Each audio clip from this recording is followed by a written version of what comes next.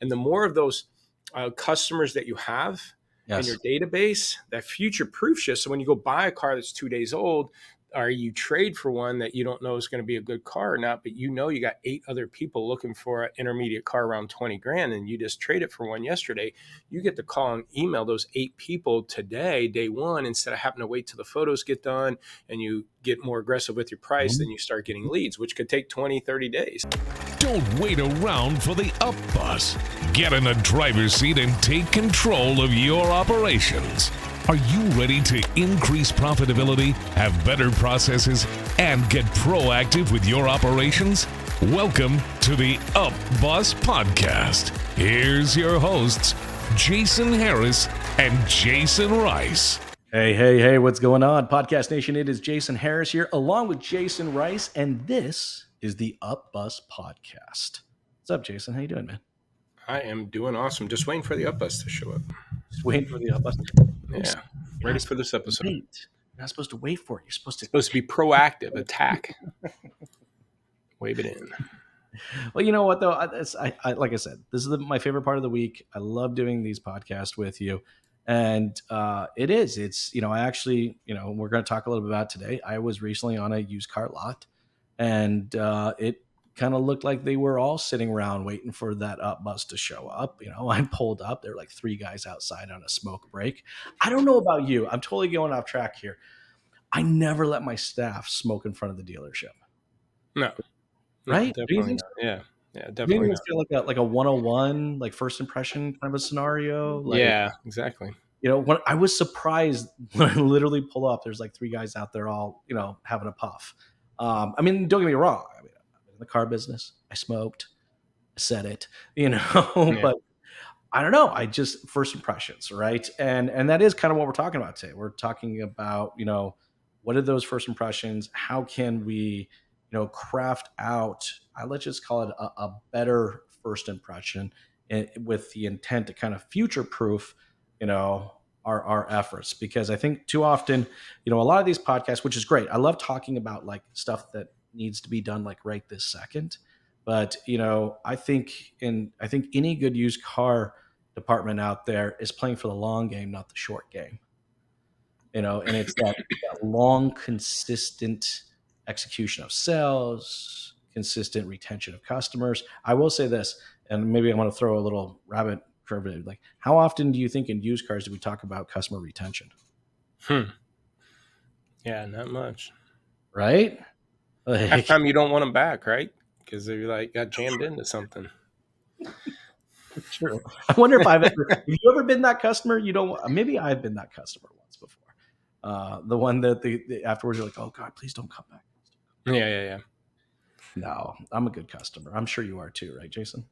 Yes, I am. I'll be loyal to somebody loyal to me, right? Okay, so let's get into this, right? Because our first topic today is about future-proofing our used car department. And I know I brought up the word retention, but to me, when I hear the word future-proofing, that's kind of like the first thing that I think of. And it's just not something that we commonly talk about in this department. When you hear future-proofing your used car department, where's your brain go immediately? Well, it's just inventory management. I've probably mentioned it before, but I talk about managing in twos.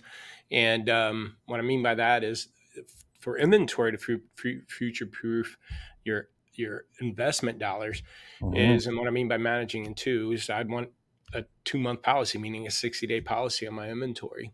And then managing in twos also would be look at your last 2 weeks sale rate, times it by 2 in multiple areas, meaning your inventory as a whole. So if you have 100 in stock, in the last 2 weeks, you sold 35 units, times that by 2 for a full month. That puts you on pace to sell 70 in a month with 100 in stock. And I like looking at the last 2 weeks because it's going to be more relevant to your current sale rate than looking at a rolling 30 days. So if you can manage in twos, 2 months, get it gone, and 2 weeks, times 2. And what I mean by multiple areas is look at it by particular age buckets. My 31 to 45, I've got 20 units. In the last 2 weeks, I sold 8. Times 2 would put me on pace to sell 16 out of a bucket that has 20. I'm not selling enough. Or I have 30 large pickup trucks in stock. I'm on pace last 2 weeks I sold 7. That puts me on pace to sell 14. I'm 16 units heavy in large pickup trucks. So, and then there's a large pickup truck in that 31 to 45 bucket that I'm already in trouble with. So that to me would future proof. When you have a clean inventory like that, that allows you what I call funny money or monopoly money. And what I mean by that is I had some dealers reaching out to me going, okay, what should I do? We've got, there's this pending strike, or this could be coming around the corner. I think wholesale values should go up. Should I go overstock and get ready for this? And I told them, if you're nice and clean, you get to have some funny money. Try it out. Carry another 10, 15, 20% of inventory just in case. So you have this pad. But if you have a bunch of aged cars, you're bleeding through and your volume's down and you're not really attacking in any particular way, you don't get to have that freedom. You don't get to have that funny money and go out and have fun. So lean and clean gives you the ability to be able to buy and sell in current market values. So values go up, you're buying. If it goes down, you're able to buy, or if you're up, you're selling, and going down, you're able to buy. And so I think as the market keeps dropping and you can be that buyer in that market, then you get to buy that car $1,500 cheaper than what the guy did 2 months ago. Now that means you get the price yours $1,500 cheaper than he is, and he's losing money, or breaking even at that point in time. So managing twos, in my eyes, to future-proof your used car department. I love the managing twos. In fact, I was thinking about that. I'm like, maybe that's how we should manage some of our employees. Well, you can for the 2 week volume. What'd you sell in the last 2 weeks? Because that's the other problem you talk about, because we're short-sighted. Well, why? Well, because we talk about mid-month, end of the month. Hey, if you hit this bonus today or tomorrow or this week, or hey, at the end of the month, how many did you finish with? And it's a constant short game. Pay plans, it's a short game. Analogies, it's short game. Conversations, it's I got a hat trick today. Those type of things are just embedded in how we run our business. Well, and I think that short-mindedness doesn't help for the future proofing by any means at all. Now, one thing I did want to go back, because I love the lean and mean, right? And just something I wanted to identify for the listeners out there, the people that are watching, there is a customer experience advantage when you're running lean and mean, because that means that you have the right vehicles on there. Too often do I, have I kind of, and this weekend was a great example. I showed up to a lot. These guys had a lot of cars. A lot of wildly different cars, right? So, here I am, I'm going in for an SUV, 3 rows, 2 to 3 years old, reasonable mileage, but I could be swayed to go a little higher mileage because we just don't drive that much as we used to, right? And there was like 2, that were kind of similar in range and pricing. And then there were, 2 that were kind of over here in that pricing, and there was 2 way up there in that pricing. And it was just like, I think when I think of lean and mean, I think of consistency in the inventory. Wouldn't you say? Yeah. Like I said, that manage trucks and your 2 week sale rate. And then if you're selling a lot of trucks, carry fill it up. If they're slowing down, slow it down, because it could be slowing down because compact SUVs are increasing. Mm-hmm. And so, but again, in order to fill that void of compact SUVs as they're selling, you're gonna have to get off these trucks, because where your heavier light in, again, as that inventory flows. Could break it down by year, 2020s versus 18s versus 2022s. You can break it down by dollar amounts. My $50,000 to $55,000 cars are sitting, but my 45 to 50s are moving good. So I need to fill that void. And so again, that could have covered what you're looking for. Mm-hmm. No, for sure. I mean, in fact, actually, we ended up going to, and I hate to admit it, but we went to a CarMax. All right. But look, they had 16 SUVs. They knew something. Okay. Yeah. They knew their market. All right. They knew the price point. And the funny thing is how insanely close all 16 of these were in mileage. I bet you they were all within about 5,000 to 6,000 miles of each other, and similar featured. I mean, look, so there wasn't one that I could look at, dude. There were 15 others I could possibly. I mean, talk about how that fundamentally changed my my experience that day, even though the salesperson wasn't. Anyways, that's another podcast. Well, here the question is: did you find a car online and went in to see that car, and then end up on something else? Exactly. So it was one car. Didn't even know they had 15 others that were very similar to it, right? But boy, did that enhance my experience when I went there. All right, and they clearly knew their market. They knew what needed to be and it's cleanly organized. All 16 of them are literally right by side by each other, not one on the other side of the lot versus the other. They're all lined up. I'm pretty sure they were actually lined up in sequential order based on age, because it did kind of feel that they were significantly pushing one versus kind of the other. Mhm. Well, the It whole was- set's probably sitting if you're looking at those kind of SUVs with Mhm. that kind of price range, because interest rates and gas prices, there's not too many customers right now looking for something like that. That's true, right? Because I don't drive a lot, so I'm okay with having the big V8. It's at a price point that, to your point, it's I'm okay because I'm paying cash for it. I'm not financing this one, so I don't really, that delta between what's new and used isn't so much of a concern for me as much as is the vehicle itself. But yeah, I mean, and I think that proactiveness in the way that we approach our inventory fundamentally affects the user experience. And I think Right. that's something that we actually have to take time, as a used car manager or used car director, to decide kind of, what is that future? I mean, to your point, things are changing. I think we talked about this. Maybe we talked about this once before. There's a seasonality to things, right? And Yep. if we're not exploring, not just the current 60-day data, but also the previous year.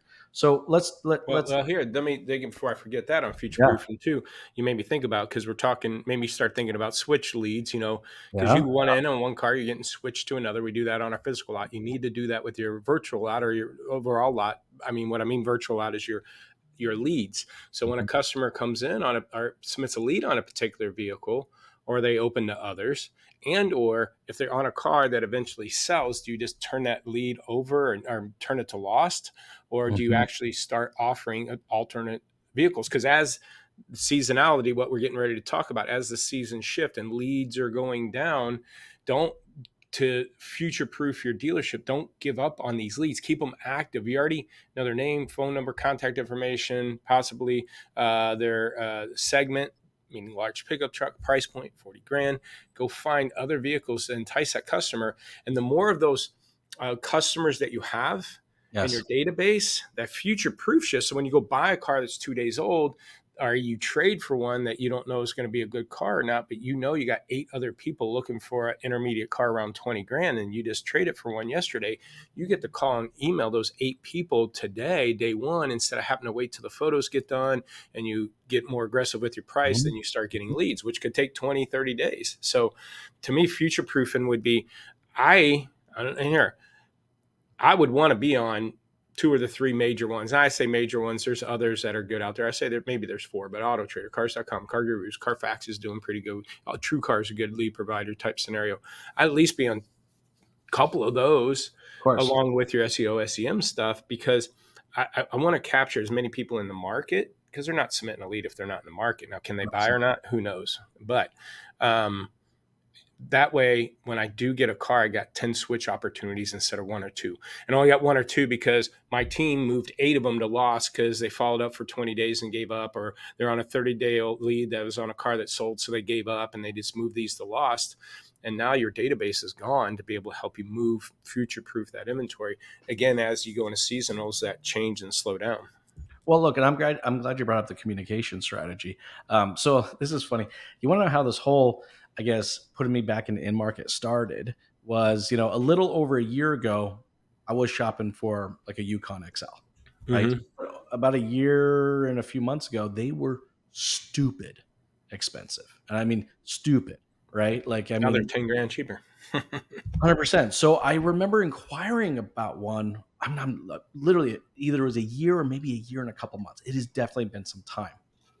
And I don't know which CRM this dealership is using. In fact, I am going to go do a little more digging because I am super curious. I got an automated email from this dealership about a new vehicle that showed up on their lot that was similar to one that I inquired about almost a year ago. And I was like, what? And I was thinking, no, I couldn't be the salesperson, is it? And it wasn't. But it was something that they're like, hey, you requested about this Yukon XL, blah, blah, blah, blah, Denali. But we just got another one in, it's like this. And it was almost a year different. That's actually what spawned the whole, I should maybe start taking a look again. I Because wonder if they're a client. No. maybe they are. Because what it did is it showed me, to your point, Jason, the price drop. And I was like, oh, okay, maybe it is time to go back and get into shopping for one again, because the price was $12,000 cheaper than what I looked at a year ago, and that's what started the whole process all over again. But my question is how far back would you go? I mean, a year felt crazy, but it worked for me. No. Well, for leads, you talking about? Yeah, Yeah. Well, I would. I would never kill a customer off until they. Well, I always said until they buy, die, or unsubscribe. right. So but here's the thing: not even if they bought. Now, there's another scenario I was thinking about was work the driveway, not the lead. Mm, Meaning, even if they bought, um, they might be doing something 6 months from now. I gave an example before where in a 12-month period, I'm involved in 4 car purchases. I co-signed for my oldest son, who's not my driveway, but I'm in that household co-signing for him. I had to get my wife a car, which we yep. did. My daughter's lease is up, and so I either need to buy that lease or buy her something else. And then my 16-year-old is up. So I'm either going to buy my older daughter's lease and give it to my 16-year-old and buy my 21-year-old another car, or one way or the other, I'm involved. So if you just sell me my car and mark me sold and don't follow up with me, again, back to used car follow up, Hmm. um, and ask, hey, how you liking the car? Is there any other future car purchases you're looking to do in the next couple months? That's how you should be working those leads. So until the customer is just totally dead or PO'd, pissed off at me and don't want me to, get off my front porch type of scenario, I think you just kind of touch base here and there with them. Like I said, even if it's a year later, who No, knows? you know what? And I actually do remember, back when I had my dealership, we actually did have like a used car newsletter type format because the CRMs weren't really built for this at that point in time. Yeah. So, we'd send out this kind of monthly newsletter of like new arrivals. And I remember, and prices were fluctuating, right? And I remember selling this like RVR to a customer. She didn't really ever drive it too much, and she had received this newsletter for almost 2 years. All right. And then called me one day and she goes, "Hey, I just saw in your used car newsletter." I'm like, "I didn't even know you were on that, but okay." Like that you just are, you're selling a car that's like the one I bought. I'm just curious, like, how much would you take my vehicle on trade? And I was like, "Oh my gosh, I didn't even think about this." So one of the benefits of just kind of, maintaining, some type, because I'm on a lot of different newsletters, right? And that doesn't necessarily mean I read or even click on any of them, but on occasion, and I'm thinking the one that I get the most of is Academy Sports. Like I get Academy Sports, and I'm not always in market for a new kayak. I'm not always in market for a new bike or something like that. But I'll tell you, I probably wouldn't buy it anywhere else, Yeah. because they maintain kind of this. Here's a once a month. Here's what our deals are. And I never know when I'm back in market for something. To your point, Jason, you never know when they're back in market for a vehicle, or if their friends are in market, or their families in market. I don't know about you, but I love helping others shop. like, Yeah. I love helping people shop. Like, I'm looking for this. I said, "Oh, I know a guy." Anyways, I digress. You're the guy that knows the guy. Another guy that goes, "Okay, okay." So, all right, I'm gonna. That was a great rabbit hole, but I'm going to segue over into another topic because we got talking about this a little bit before we started recording today.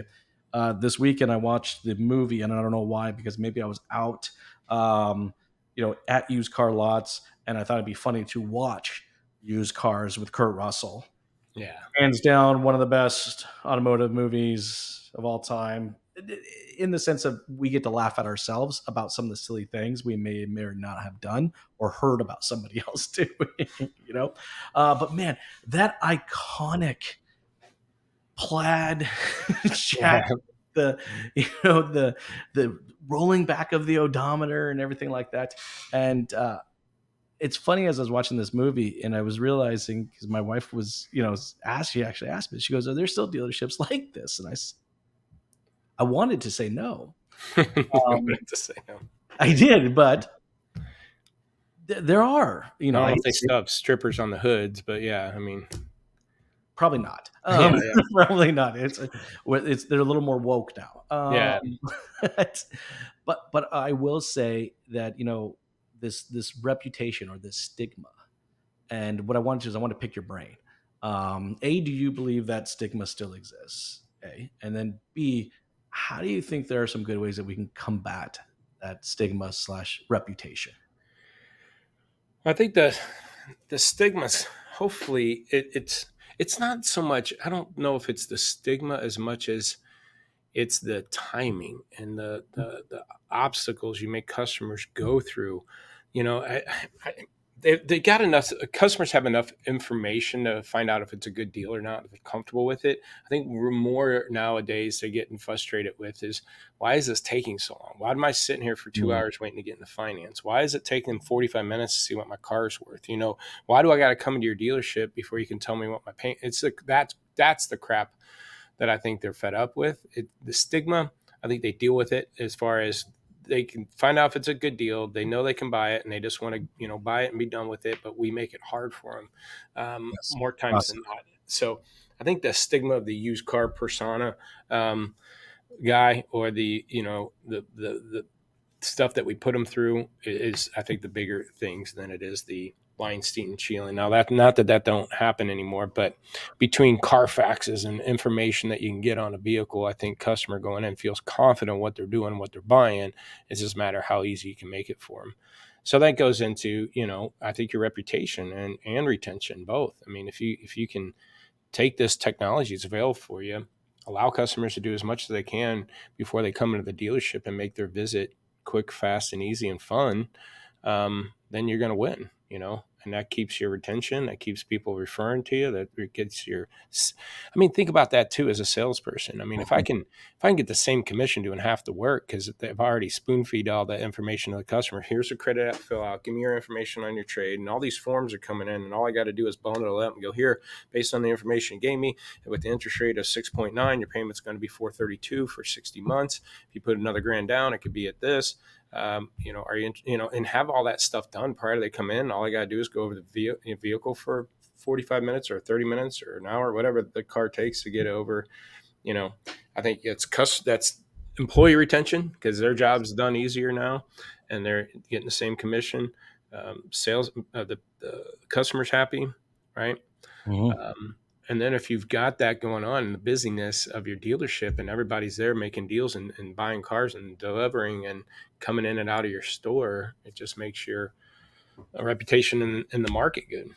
Well, I think to your point, you know, combating that reputation or that perceived, right? It's their perception. That's all it is, right? Maybe they watched, the Kurt Russell movie too many times or something like that, or they heard of a friend, buying I a got car screwed. Yeah. from a Kurt Russell type character.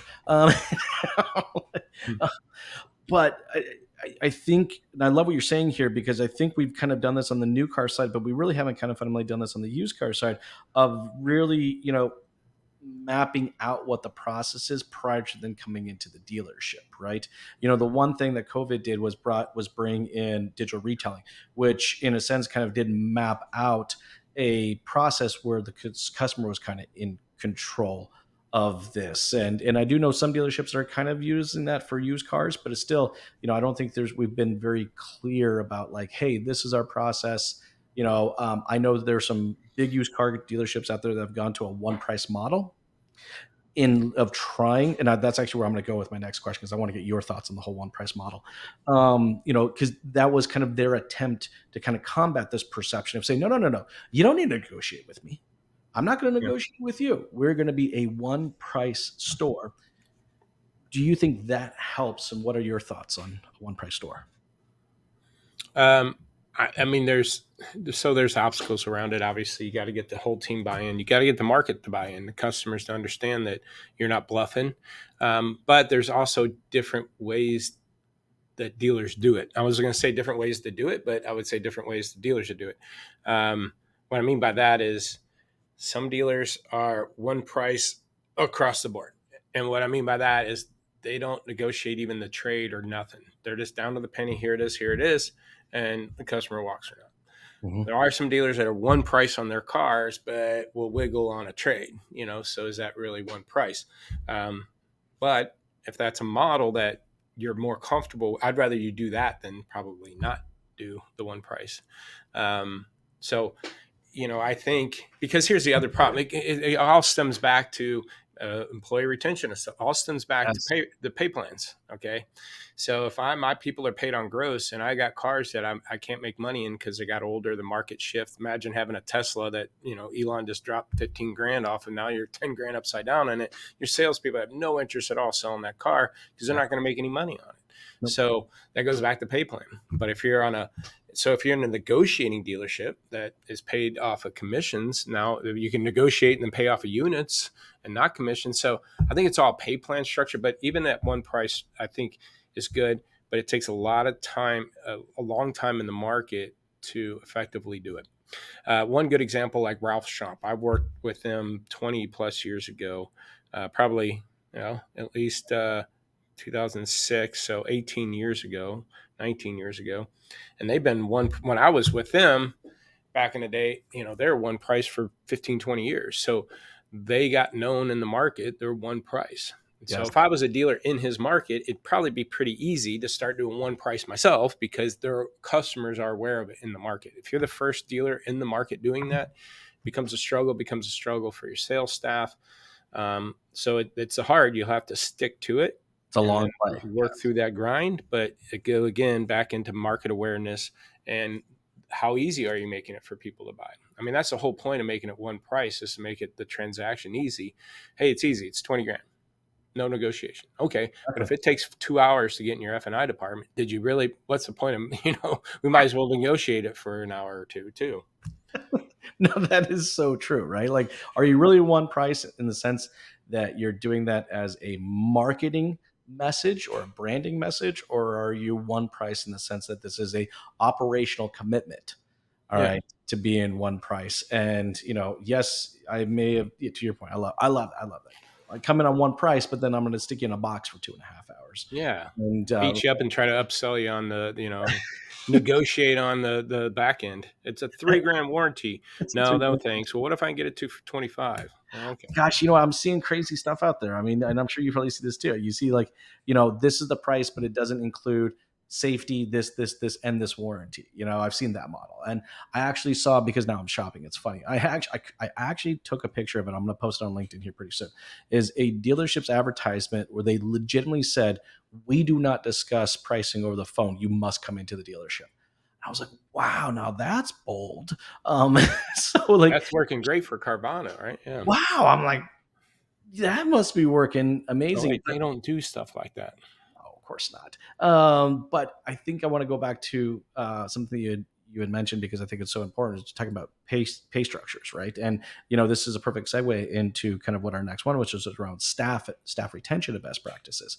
Now, why is that important to kind of what we've discussed to this point? Because look, you said the people are that first impression. We started off kind of saying, like, my first impression of the dealership I went to this weekend was 3 guys outside smoking cigarettes, and here I was with my 3 kids and my wife. Okay, I'm going to get out of the car, and a cloud of smoke's going to just come inside. So I had to go park on the other side of them, right? But pay structures, I think, when we're trying to future-proof our business, all right, when we're trying to maintain reputation, to your point, pay structures can get in there and just mess it all up. Oh, yeah. And how do we avoid that? I guess I'd love to get your thoughts. How do we avoid messing up all of our future proofing efforts, messing up all of our reputation efforts, but then we get to a pay structure that literally just puts a grenade in the middle of it. Yeah. I mean, that's the other tough part. And it all depends on the department you're building out in that pay structure and how you want them. But, I think some of the best ones I've seen, and I think, again, here, the salespeople have no control of gross. I totally agree. Can we say why do we pay commission on gross, right? It should just be on units. And so I think, the best way to structure is some kind of flat with a unit and then unit bonuses. But also, dealerships are really focusing on private party acquisition, trying to get their team to buy in. We do a lot pop used car 20 group, and some dealers are paying $250, or actually it was like $150 at first, and some guys paying $250 if somebody at the dealership helps buy a car, right? Send me the car, and if we buy it, I'll give you $250. There's some aggressive dealers, which I agree with, would be more of the $500 range. I say that because you'll spend $600 in fees and transportation easily buying a car at the auction. So you're going to pay, depending on where you transport it from, and if you got a truckload or not, but it's going to cost you $600 to $1,000 with fees and transportation. So to pay somebody $500, but also they're doing it on as a mini, but also they use those units as unit bonuses on sales. So if there's a 20 unit bonus, and I sold 10, but I also help you buy 10, that should count as 20 and hit me that 20 unit bonus. So I think that's the stuff like that helps you, one, I think, stand out in the market to hire 100%. salespeople. Two, retention. They're going to hear the grass is greener at the other dealership. We all know it's not once you get there, but that's how you lose team members, because they're like, man, I'm done with this. I can't make money here. We're buried in all our cars. The guy prices the cars too high, what have you. But even at that, I mean, if you're a used car manager, prices cars too high, you're only selling a few here and there, but you can go help buy 7, then you might hit your 10 unit bonus and still be okay. So I think, unit bonuses, but also flats. And that way they avoid walking around that age car that, it's a $150 mini. If they're going to get paid $300 or $500 one way or the other, they don't care if it's a 2-day-old car or a 10-day-old car or a 100-day-old car. Then I think you got more buy-in and a team to help you move that inventory the right way.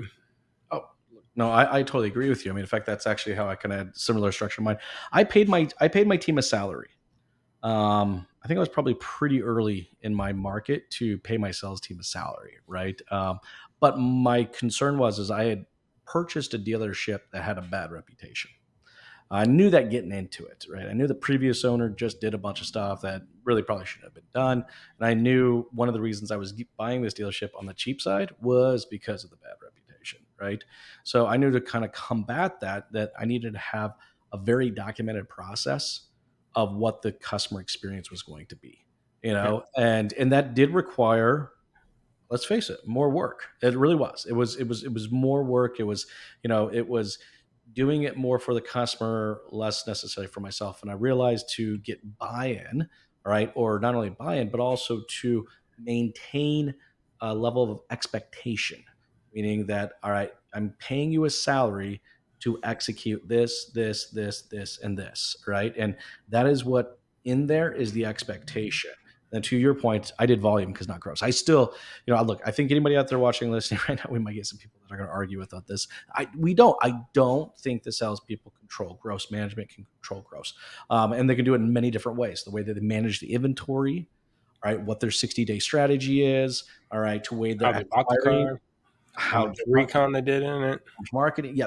And that is managed 100% of pack. That's a management thing. But as a salesperson, I think we can control one thing. And I think the one thing we can control is that experience, that customer experience. And I think that's where the reward needs to be. So I'm 100% with you. Flats, volume bonuses. If you do flats with one price or flats with, if you're a negotiable dealer, you would still do flats, but it's a higher number if you stick to the sale price, and then you whack them for each, $100 they take off of the sale price or something. That way, again, you kind of control, or at least get them to, have some sales skills on showing the value of the price and why it is priced the way it is, and avoid trying not to negotiate. Well, look, and look, this is, I know we're towards the tail end of our time today, and we really appreciate you all out there watching and listening. Thank you so much for taking the time. What we're talking about here. Again, it goes back to what the up bus is for us, and that is being proactive, not being reactive, right? If you're going to future-proof your business, you need to be proactive in your efforts. A well-documented 60-day strategy. All right, the two weeks, making plans on what's going to happen with your inventory and how it's going to be played out. Inventory is a big part of that. How you are perceived from a reputation perspective inside your community plays a big part of how that the future proofing of your business. And then, of course, your staff. Your staff is your first impression. Your first impression is everything. Don't let these things just happen on their own, right? Don't wait for the up bus. Take control, all right, and drive it yourself. And, future-proofing your business is going to be about you guys taking leadership, taking that wheel and steering the bus in the direction it needs to go. Hey, for everybody out there watching and listening, if you would like to, listen or watch to more great content like what you've just seen or heard, you need to visit theupbus.com. Posting all kinds of cool stuff there on a very regular basis. Jason, thank you so much for taking the time to jam with me again. This is my favorite part of my week. It's always great. You have yourself an amazing day. Talk to you later. Thanks for tuning in to the Up Bus Podcast with your hosts, Jason Harris and Jasen Rice. To stay up to date with all our content, be sure to like, comment, and subscribe. Happy podcasting.